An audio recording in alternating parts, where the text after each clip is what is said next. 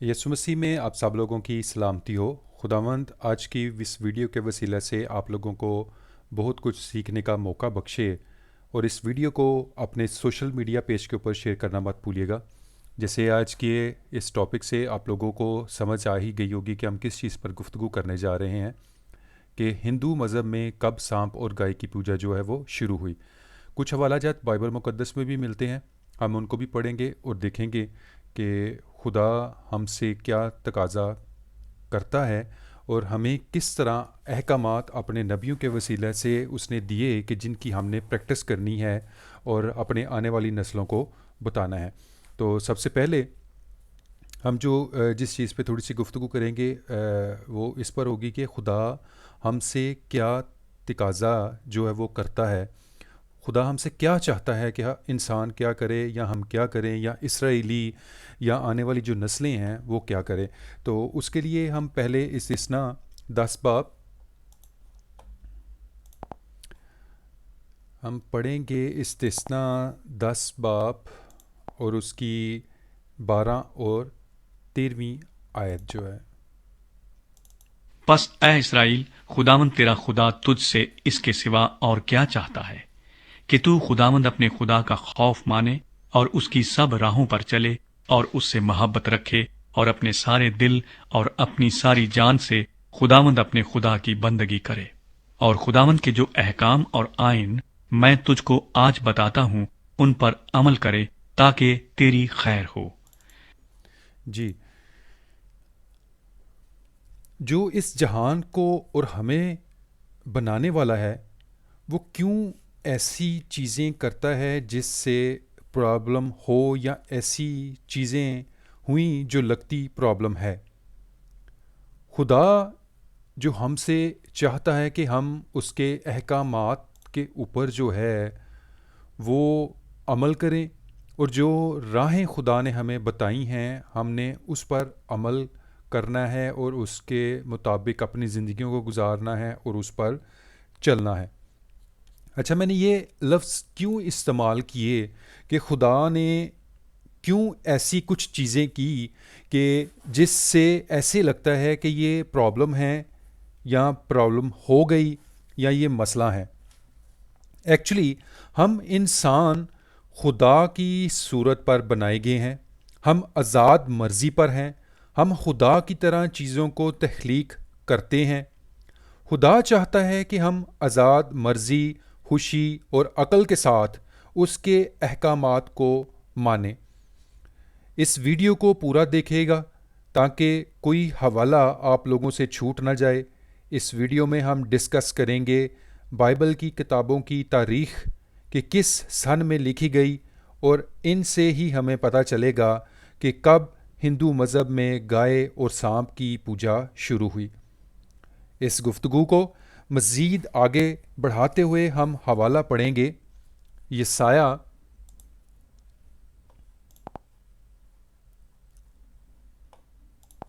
48 باب اس کی 10ویں اور 11ویں آیت۔ دیکھ، میں نے تجھے صاف کیا لیکن چاندی کی مانند نہیں، میں نے مصیبت کی کٹھالی میں تجھے صاف کیا، میں نے اپنی خاطر، ہاں اپنی ہی خاطر یہ کام کیا ہے، کیونکہ میرے نام کی تکفیر کیوں ہو، میں تو اپنی شوکت دوسرے کو نہیں دینے کا۔ اب خدا نے ہمارے ارد گرد کچھ ایسی چیزیں کی کہ جس سے خدا کی سپرمیسی جو ہے وہ قائم ہو۔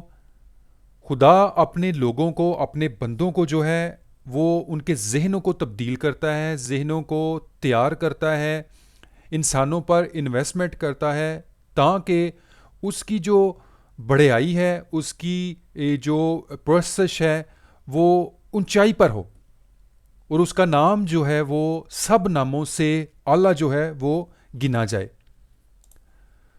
خدا باپ جو ہمارا اور اس جہان کا بنانے والا ہے وہ غیور خدا ہے۔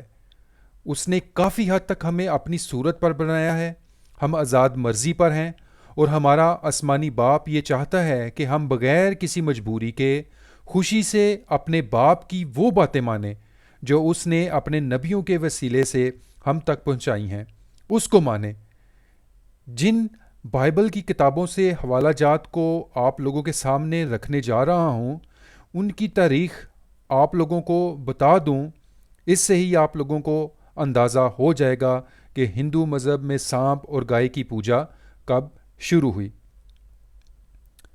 خروج کی کتاب 3000 سال پہلے لکھی گئی، 5ویں یا 6 سینچری میں۔ اس کے بعد گنتی کی کتاب بھی اسی سینچری کی ہے۔ ہم پہلے جو یہ 5 کتابیں ہیں شہریت کی، ہم ان میں سے حوالہ جات کو دیکھیں گے اور پڑھیں گے۔ استثنا 7ویں سینچری میں، اور کچھ لوگ سمجھتے ہیں اس سے پہلے۔ اچھا، اب ہم ان حوالہ جات کو پڑھتے ہیں جس میں خدا نے سانپ کا استعمال کروایا، لیکن یہاں پر ویڈیو کو روک کر استثنا 10 باب اور اس کی 12ویں اور 13ویں آیت اور یسایہ 48 باب کی 10 اور 11ویں آیت کو دوبارہ ضرور پڑھ لیں تاکہ چیزیں آپ لوگوں کے ذہن میں کلیئر ہونا شروع ہو جائیں۔ اچھا جی، ہم پڑھیں گے گنتی 21 باب اس کی 7 سے 9 آیت تک۔ تب وہ لوگ موسیٰ کے پاس آ کر کہنے لگے کہ ہم نے گناہ کیا کیونکہ ہم نے خداوند کی اور تیری شکایت کی، سو تو خداوند سے دعا کر کہ وہ ان سانپوں کو ہم سے دور کرے۔ چنانچہ موسیٰ نے لوگوں کے لیے دعا کی۔ تب خداوند نے موسیٰ سے کہا کہ ایک جلانے والا سانپ بنا لے اور اسے ایک بلی پر لٹکا دے، اور جو سانپ کا ڈسا ہوا اس پر نظر کرے گا وہ جیتا بچے گا۔ چنانچہ موسیٰ نے پیتل کا ایک سانپ بنوا کر اسے بلی پر لٹکا دیا، اور ایسا ہوا کہ جس جس سانپ کے ڈسے ہوئے آدمی نے اس پیتل کے سانپ پر نگاہ کی وہ جیتا بچ گیا۔ آپ لوگ ضرور ان حوالہ جات کو مکمل پڑھیے تاکہ آپ کو بات سمجھ میں آ جائے کہ یہ کیوں ہو رہا تھا۔ خدا نے صرف اس چیز کی پریکٹس کروائی، صرف اس جگہ پر یعنی بیابان میں۔ خدا نے یہ نہیں کہا تھا کہ یہ حکم ہے بیابان سے نکل کر بھی اس کی پریکٹس کرتے رہنا ہے۔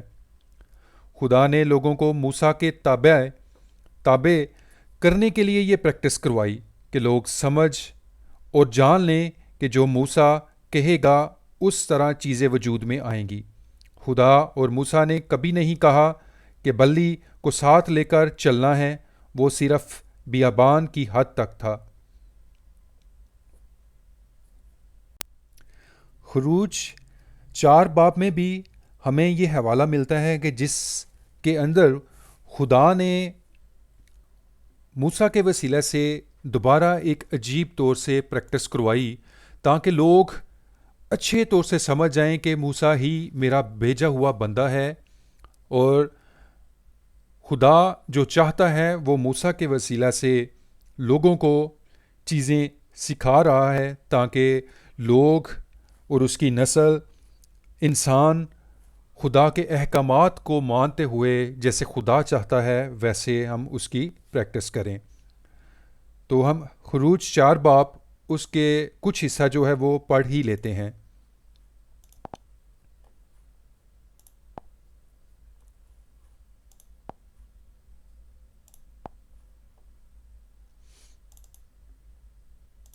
خدا موسیٰ کو معجزوں کا اختیار دیتا ہے۔ تب موسیٰ نے جواب دیا، لیکن وہ تو میرا یقین ہی نہیں کریں گے، نہ میری بات سنیں گے۔ وہ کہیں گے خداوند تجھے دکھائی نہیں دیا۔ اور خداوند نے موسیٰ سے کہا کہ یہ تیرے ہاتھ میں کیا ہے؟ اس نے کہا لاٹھی۔ پھر اس نے کہا کہ اسے زمین پر ڈال دے۔ اس نے اسے زمین پر ڈالا اور وہ سانپ بن گئی، اور موسیٰ اس کے سامنے سے بھاگا۔ تب خداوند نے موسیٰ سے کہا، ہاتھ بڑھا کر اس کی دم پکڑ لے۔ اس نے ہاتھ بڑھایا اور اسے پکڑ لیا۔ وہ اس کے ہاتھ میں لاٹھی بن گیا، تاکہ وہ یقین کریں کہ خداوند ان کے باپ دادا کا خدا، ابراہیم کا خدا، اسحاق کا خدا اور یعقوب کا خدا تجھ کو دکھائی دیا۔ پھر خداوند نے اسے یہ بھی کہا کہ تو اپنا ہاتھ اپنے سینے پر رکھ کر ڈھانک لے۔ اس نے اپنا ہاتھ اپنے سینے پر رکھ کر اسے ڈھانک لیا، اور جب اس نے اسے نکال کر دیکھا تو اس کا ہاتھ کوڑ سے برف کی مانند سفید تھا۔ اس نے کہا کہ تو اپنا ہاتھ پھر جی، آپ خود سے بھی ان حوالہ جات کو کھول کر اپنی بائبل مقدس میں سے پورا پڑھیے گا، تاکہ مکمل کہانی جو ہے، مکمل جو سب کچھ اس جگہ ہوا، آپ لوگوں کو پتہ چل جائے۔ پر خدا یہ نہیں چاہتا تھا کہ ہم اس وقت کے انسان یا آنے والی جو نسل ہے وہ سانپ کی طرف دیکھے یا سانپ کی جو ہے وہ پوجا کرے، لیکن ہم دیکھتے کیا ہیں کہ لوگوں نے سانپ کی پوجا اور اس کو دیکھنا جاری رکھا، اور آگے چل کر خدا نے ایک اور بندہ، اپنا بندہ کھڑا کیا جس کے وسیلے سے اس کو ختم کروایا، یعنی سانپ کی پوجا کو جو ہے وہ ختم کروایا۔ اس کے لیے ہم پڑھیں گے دوسرا سلاطین 18 باب اور اس کی 1 تا 4 آیت کو ہم پڑھیں گے۔ یہودا کا بادشاہ حزقیہ۔ اور شاہ اسرائیل ہوسیہ بن ایلا کے تیسرے سال ایسا ہوا کہ شاہ یہودا آخز کا بیٹا حزقیہ سلطنت کرنے لگا، اور جب وہ سلطنت کرنے لگا تو 25 برس کا تھا، اور اس نے 29 برس یروشلم میں سلطنت کی۔ اس کی ماں کا نام ابی تھا جو زکریا کی بیٹی تھی، اور جو اس کے باپ داؤد نے کیا تھا اس نے ٹھیک اسی کے مطابق وہ کام کیا جو خداوند کی نظر میں بھلا تھا۔ اس نے اونچے مقاموں کو دور کر دیا اور ستونوں کو توڑا اور یسیرت کو کاٹ ڈالا، اور اس نے پیتل کے سانپ کو جو موسیٰ نے بنایا تھا چکنا چور کر دیا، کیونکہ بنی اسرائیل ان دنوں تک اس کے آگے بخور جلاتے تھے، اور اس نے اس کا نام نحشتان رکھا۔ اور وہ خدا کی مرضی کیا تھی؟ خدا کی مرضی یہ تھی کہ ہم جو آسمان اور زمین اور اس جہان، اس یونیورس کو بنانے والا ہے، وہ ہاتھوں کی بنائی ہوئی مورتیوں کے اندر نہیں رہتا۔ خدا نے پیچھے صرف پریکٹس موسیٰ کے وسیلہ سے کیوں کروائی؟ کہ لوگوں کو سمجھانے اور بتانے اور ان کے ذہنوں کو کھولنے کے لیے کہ ایک سپریم قوت اور طاقت ہے کہ جو چیزیں بنا رہی ہے، جو چیزوں کو وجود میں لے کر آ رہی ہے، اور جو کچھ وہ کہے گا اس پر عمل کرنے سے انسانیت کے لیے، لوگوں کے لیے، نسلوں کے لیے بھلائی جو ہے وہ پیدا ہوگی۔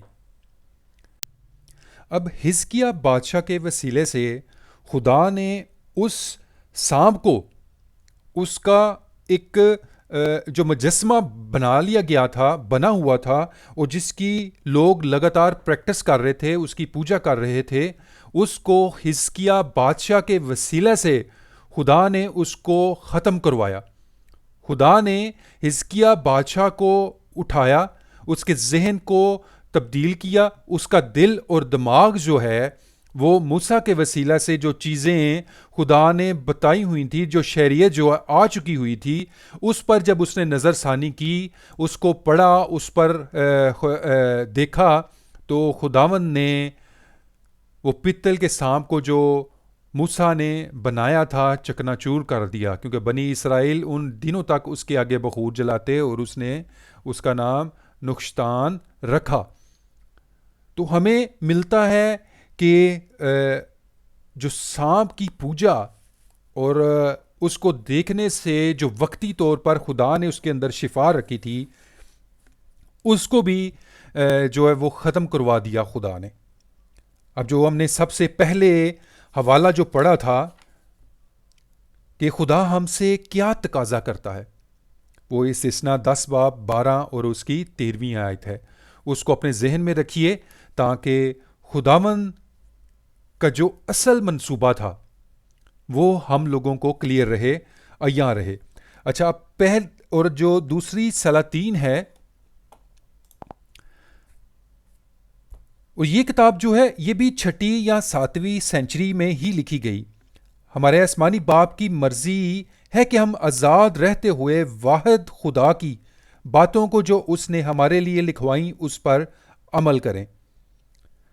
گائیں یا بچھڑے کی پوجا اور ڈانس کی شروعات خدا نے نہیں کروائی. انسان آزاد مرضی پر ہے.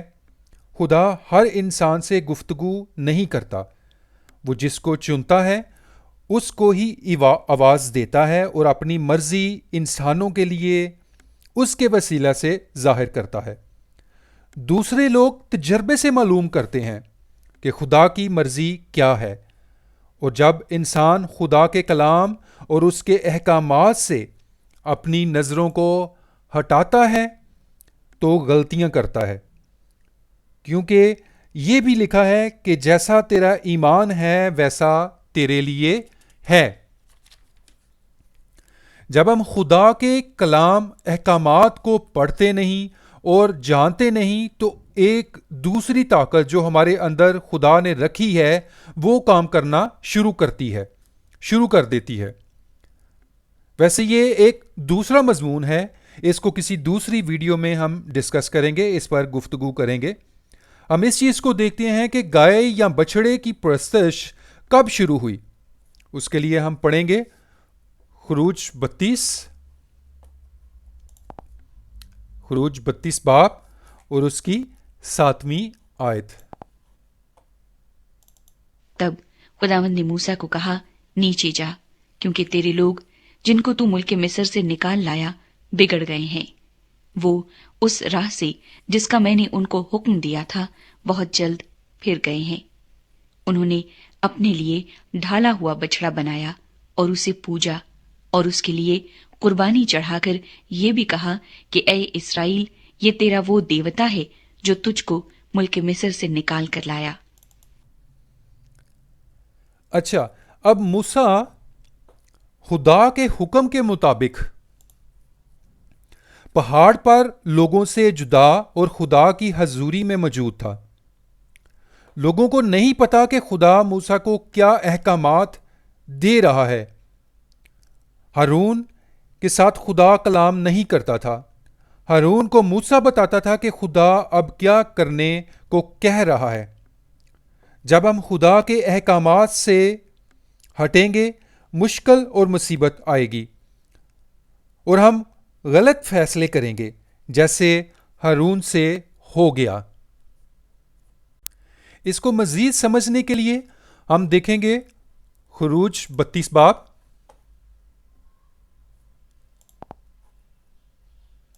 خروج اس کی 32 باب اور اس کی پہلی آیت سے 6 آیت تک.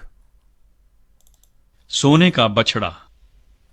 اور جب لوگوں نے دیکھا کہ موسیٰ نے پہاڑ سے اترنے میں دیر لگائی تو وہ ہارون کے پاس جمع ہو کر اس سے کہنے لگے کہ اٹھ، ہمارے لیے دیوتا بنا دے جو ہمارے آگے آگے چلے، کیونکہ ہم نہیں جانتے کہ اس مرد موسیٰ کو جو ہم کو ملک مصر سے نکال کر لایا کیا ہو گیا. ہارون نے ان سے کہا، تمہاری بیویوں اور لڑکوں اور لڑکیوں کے کانوں میں جو سونے کی بالیاں ہیں ان کو اتار کر میرے پاس لے آؤ. چنانچہ سب لوگ ان کے کانوں سے سونے کی بالیاں اتار اتار کر ان کو ہارون کے پاس لے آئے، اور اس نے ان کو ان کے ہاتھوں سے لے کر ایک ڈھالا ہوا بچڑا بنایا جس کی صورت چینی سے ٹھیک کی. تب وہ کہنے لگے، اے اسرائیل، یہی تیرا وہ دیوتا ہے جو تجھ کو ملک مصر سے نکال کر لایا. یہ دیکھ کر ہارون نے اس کے آگے ایک قربان گاہ بنائی اور اس نے اعلان کر دیا کہ کل خداوند کے لیے عید ہوگی. اور دوسرے دن صبح سویرے اٹھ کر انہوں نے قربانیاں چڑھائیں اور سلامتی کی قربانیاں گزرانی. پھر ان لوگوں نے بیٹھ کر کھایا پیا اور اٹھ کر کھیل کود میں لگ گئے. اچھا، اب یہاں ہارون نے لوگوں کی بات مان کر غلط پریکٹس کروانی شروع کروا دی. خدا لوگوں اور ہارون سے ناراض ہوا پر موسیٰ کے کہنے پر ان کو معاف کر دیا. کھانے اور ناچنے کی پریکٹس کا ذکر خروج 32 باب اور اس کی 17 سے لے کر 24 آیت میں ہمیں ملتی ہے. اور آپ لوگوں کے لیے اس کو ہم پڑھ ہی لیتے ہیں تاکہ ہم مزید چیزیں جو ہیں وہ ہمارے لیے جو ہیں وہ کلیئر ہو جائیں. 17 سے لے کر 24 آیت تک. اور جب یشوا نے لوگوں کی للکار کی آواز سنی تو موسیٰ سے کہا کہ لشکرگاہ میں لڑائی کا شور ہو رہا ہے. موسیٰ نے کہا یہ آواز نہ تو فتح مندوں کا نعرہ ہے نہ مغلوبوں کی فریاد، بلکہ مجھے تو گانے والوں کی آواز سنائی دیتی ہے. اور لشکرگاہ کے نزدیک آ کر اس نے وہ بچھڑا اور ان کا ناچنا دیکھا. تب موسیٰ کا غضب بھڑکا اور اس نے ان لوہوں کو اپنے ہاتھوں میں سے پٹک دیا اور ان کو پہاڑ کے نیچے توڑ ڈالا. اور اس نے اس بچھڑے کو جسے انہوں نے بنایا تھا لیا اور اس کو آگ میں جلایا اور اسے باریک پیس کر پانی پر چھڑکا اور اسی میں سے بنی اسرائیل کو پلوایا. اور موسیٰ نے ہارون سے کہا کہ ان لوگوں نے تیرے ساتھ کیا کیا تھا جو تو نے ان کو اتنے بڑے گناہ میں پھنسا دیا؟ ہارون نے کہا کہ میرے مالک کا غضب نہ بھڑکے، تو ان لوگوں کو جانتا ہے کہ بدی پر تلے رہتے ہیں. چنانچہ انہی نے مجھ سے کہا کہ ہمارے لیے دیوتا بنا دے جو ہمارے آگے آگے چلے، کیونکہ ہم نہیں جانتے کہ اس آدمی موسیٰ کو جو ہم کو ملک مصر سے نکال کر لایا کیا ہو گیا.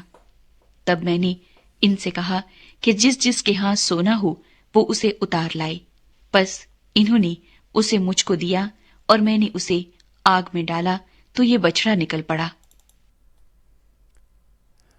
اچھا، اب خدا باپ نے کچھ چیزوں کی پریکٹس کروائی تاکہ لوگ سمجھ جائیں کہ موسیٰ میرا خاص بندہ اور نبی ہے، پر کچھ لوگوں کی نظریں خدا کے کلام سے ہٹ گئیں اور وہ موسیٰ کی قربت سے بھی دور ہو گئے، اور آج تک یہی پریکٹس کر رہے ہیں اور یہ سمجھتے ہیں کہ یہ ہی سچ ہے. پر خدا کے کلام میں لکھا ہے کہ بت ان کی ویلیو کیا ہے، وہ کس طرح بنتے ہیں اور ان کا انجام کیا ہوگا. اس کے لیے ہم پڑھیں گے یرمیہ 10 باب اور اس کی 8 اور 9 آیت. یرمیہ 10 باب اور اس کی 8 اور 9 آیت. مگر وہ سب حیوان خصلت اور احمق ہیں. بتوں کی تعلیم کیا، وہ تو لکڑی ہیں. ترسیس سے چاندی کا پیٹا ہوا پتھر اور اوفاز سے سونا آتا ہے، جو کاریگر کی کاریگری اور سنار کی دستکاری ہے.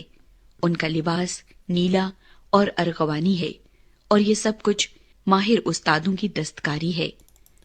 بت جو بنتے ہیں وہ ماہر استادوں کی دستکاری ہے، اس کے علاوہ کچھ نہیں ہے. اس کے بعد ہم پڑھیں گے پہلا کرنتھیوں 8 باب اس کی 4 آیت سے لے کر 6 آیت تک. پس بتوں کی قربانیوں کے گوشت کھانے کی نسبت ہم جانتے ہیں کہ بت دنیا میں کوئی چیز نہیں، اور سوا ایک کے اور کوئی خدا نہیں، اگرچہ آسمان و زمین میں بہت سے خدا کہلاتے ہیں، چنانچہ بہتیرے خدا اور بہتیرے خداوند ہیں، لیکن ہمارے نزدیک تو ایک ہی خدا ہے، یعنی باپ، جس کی طرف سے سب چیزیں ہیں، اور ہم اسی کے لیے ہیں، اور ایک ہی خداوند ہے، یعنی یسوع مسیح، جس کے وسیلے سے سب چیزیں موجود ہوئیں، اور ہم بھی اسی کے وسیلے سے ہیں. اب ہمارا جو خدا ہے وہ ایک ہی خدا ہے، واحد خدا ہے، اور اس کے احکامات جو ہیں وہ بائبل مقدس کے وسیلہ سے ہم تک پہنچتے ہیں، اور ہم لوگوں نے اس پر عمل کرنا ہے، نہ کہ ایرے غیروں کے پیچھے یا ایسے لوگوں کے پیچھے جو بت پرستی کی رغبت کی طرف لے کر جاتے ہیں یا بت پرستی کرواتے ہیں. بائبل مقدس کو پڑھنا صفحہ بہ صفحہ، لفظ بہ لفظ، اور تمام کتابوں سے ایک دفعہ زندگی میں گزرنا بہت زیادہ ہی ضروری ہے. اگر ہم ان ساری کتابوں کا مطالعہ نہیں کریں گے تو ہماری زندگی فضول ہے. ہم خدا کے اصل پلان اور منصوبے کو جان ہی نہیں سکتے. ان کتابوں کو پڑھنا، سننا، اس پر عمل کرنا بہت ہی ضروری ہے. تو خداوند آپ لوگوں کو توفیق بخشے کہ آپ بائبل مقدس کو پڑھ سکیں، اس کو سن سکیں، اس پر عمل کر سکیں، تاکہ آپ لوگوں کا گھرانہ اور آپ خود اپنے لیے، اپنے گھرانے کے لیے، ارد گرد کے لوگوں کے لیے کثرت کے ساتھ برکت کا سبب بنے. ہم مزید اس کو آخری آیات کو ہم پڑھیں گے تاکہ مزید آپ لوگوں کو چیزیں کلیئر ہو جائیں. ہم خروج اور اس کا 20 باب پڑھتے ہیں، 20 باب کی 3 آیت. اچھا، اب یہاں پر کیا لکھا ہے کہ میرے حضور تو غیر معبودوں کو نہ ماننا، تو اپنے لیے کوئی تراشی ہوئی مورت نہ بنانا، نہ کسی چیز کی صورت بنانا جو اوپر آسمان میں یا نیچے زمین پر یا زمین کے نیچے پانی میں ہے. تو ان کے آگے سجدہ نہ کرنا، نہ ان کی عبادت کرنا، کیونکہ میں خداوند تیرا خدا غیور خدا ہوں، اور جو مجھ سے عداوت رکھتے ہیں ان کی اولاد کو 3 اور 4 پشت تک باپ دادا کی بدکاری کی سزا دیتا ہوں. اب یہاں پر یہ جو 5ویں آیت جو ہے اس کا یہ آخری جو حصہ ہے، اب یہ ایک ڈیفرنٹ ٹاپک ہے، اس پہ بھی ہم کسی وقت میں گفتگو کریں گے. اب یہاں پر اگر دیکھا جائے تو خدا کیا حکم دے رہا ہے کہ ہم نے کسی بھی غیر معبود کو نہیں ماننا، نہ خدا کے لیے کوئی تراشی ہوئی مورت بنانی ہے سانپ کی شکل میں، اور نہ کسی اس کے غیر معبود کو ماننا ہے، نہ کوئی بچڑا یا گائے اس کے سامنے، اس کے ایکول اس کے سامنے لے کر آنی ہے. ہم صرف اس ایک واحد خدا کو ماننا ہے، اس کی عبادت کرنی ہے جس نے آسمان اور زمین کو بنایا اور پیدا کیا. صرف اس واحد خدا جو ہے اس کو ہی ماننا ہے اور اس کے مطابق ہی چلنا ہے. لیکن یہاں پر ایک سوال ایک اور پیدا ہوتا ہے کہ جب یہ سب احکامات ہیں اور جو لوگ اس پر عمل نہیں کرتے، پھر بھی ان کے پاس بہت ساری برکات ہیں. اگر دیکھا جائے تو ہندو یا جو بت پرستی کرتے ہیں ان میں بہت زیادہ ٹیلنٹڈ لوگ ہیں اور بہت زیادہ اور اچھا پیسہ بھی کما رہے ہیں. اگر خدا کی یہ مرضی تھی کہ بت پرستی نہ کی جائے تو کیا خدا ان کو دنوی جو برکات ہیں ان سے روک سکتا ہے کہ نہیں روک سکتا؟ تو اگر آپ لوگ اس چینل پر نئے ہیں تو اس ویڈیو کو شیئر کریں، لائک کریں اور ہمارے چینل کو سبسکرائب کر لیں. خداوند آپ کو آج اس ویڈیو کے وسیلہ سے کثرت کے ساتھ برکت دے، آگے بڑھنے کی، کامیاب ہونے کی توفیق بخشے، اور آپ لوگوں کے وسیلہ سے دوسرے لوگوں کو بھی برکت دے. خدا حافظ.